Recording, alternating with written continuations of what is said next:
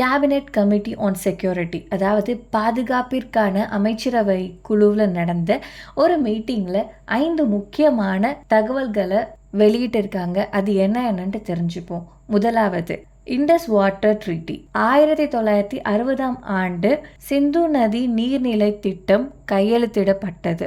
ஏறக்குறைய 4 பெரும் போர் நடந்தும் நிறுத்தாத இந்த நீர்நிலை திட்டத்தை இப்போ நம்ம இந்தியா தற்காலிகமாக இடைநீக்கம் செஞ்சிருக்காங்க. இரண்டாவது, இந்தியாவுக்கும் பாகிஸ்தானுக்கும் உள்ள பார்டர் அட்டாரி வாகாவை க்ளோஸ் பண்ண போகிறாங்க.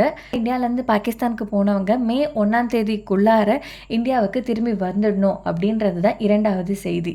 மூணாவது, சார்க் விசால இந்தியாவுக்கு வந்த பாகிஸ்தானியர்கள் எல்லாரும் 48 மணி நேரத்துக்குள்ளார இந்தியாவை விட்டு வெளியாகியாங்க. அது மட்டும் இல்லை, சார்க் விசா இதுக்கு முன்னாடி அப்ரூவ் ஆகி இந்தியாவுக்கு வர இருக்கிறவங்களுடைய அத்தனை விசாவும் கேன்சல் பண்ணப்படுது. நான்காவது விஷயம், இந்தியாவுடைய தலைநகரமான நியூ டெல்லியில இருக்கிற பாகிஸ்தான் தூதரகத்துல உள்ள அத்தனை பேரும் இந்தியாவை விட்டு வெளியாகணும் அப்படின்றது தான். அது மட்டும் இல்லை, பாகிஸ்தானுடைய தலைநகரமான இஸ்லாமாபாத்தில் இருக்கிற இந்திய தூதரகத்தில் உள்ள அனைவரையும் இந்தியா மீண்டும் திரும்பி வர சொல்லியிருக்காங்க. ஐந்தாவது விஷயம், 55 பேர் இதுவரை இருந்த தூதரகத்தில் இனி வெறும் 30 பேராக குறைக்கப்படுது. இந்த 5 விஷயத்தை தான் நம்ம பாதுகாப்பு அமைச்சரவை குழுவில் முடிவு எடுத்திருக்காங்க.